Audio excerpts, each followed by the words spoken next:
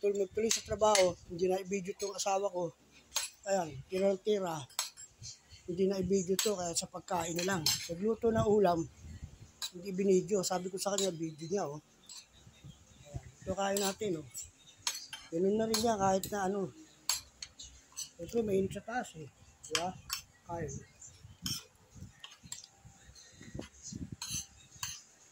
Makaya na kayo, no? DH.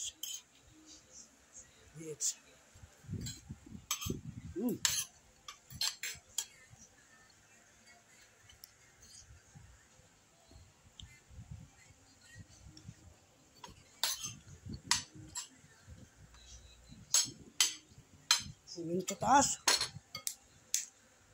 Tapos na.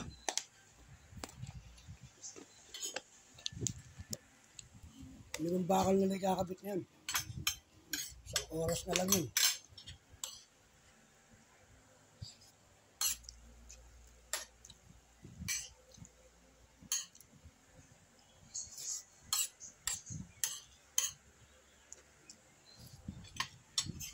Yep.